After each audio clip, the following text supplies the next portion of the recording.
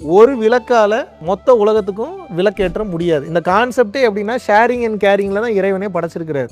நான் கொஞ்சம் தூரம் கொண்டு போய் கொடுப்பேன், அப்புறம் நீங்கள் கொஞ்சம் தூரம் கொண்டு போய் கொடுக்கணும், அப்புறம் நீங்கள் கொஞ்சம் தூரம் கொண்டு போய் கொடுக்கணும், அப்புறம் நீங்கள் கொஞ்சம் தூரம் கொண்டு போய் கொடுக்கணும். வேலை இதுதான், வேறு ஒரு வேலை இல்லை. நான் என்னை பார்த்துக்கணும், என்னை பார்த்துக்கும் போதே என்னை சார்ந்தவங்களையும் பார்த்துக்கணும், என்னை சாராதவங்களையும் பார்த்துக்கணும்.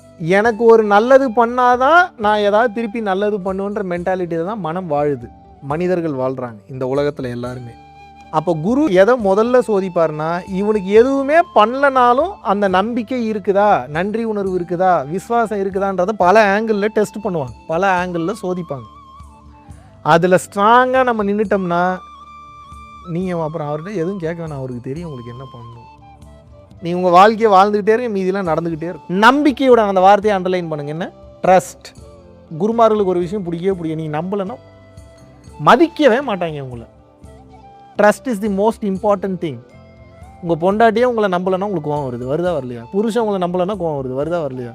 குருவை பொறுத்த வரைக்கும் நம்பணும், இவர் என்னை பாதுகாப்பாரு, நம்பணும். நம்பலைன்னா நடக்காது. இப்பேற்பட்ட ஒரு அருமையான விஷயத்திற்கு நீங்கள் அந்த உதவிகளை நீங்கள் செய்யும்போது அவர் நீங்கள் உங்கள் வாழ்க்கையில் நினச்சி பார்க்க முடியாத உதவியெல்லாம் செஞ்சிருவார். நீங்கள் நினச்சே பார்க்க முடியாது, நினச்சே பார்க்க முடியாது. இதனால தான் குருமார்களுக்கு சக்தி ரொம்ப ரொம்ப ரொம்ப ரொம்ப அதிகம்.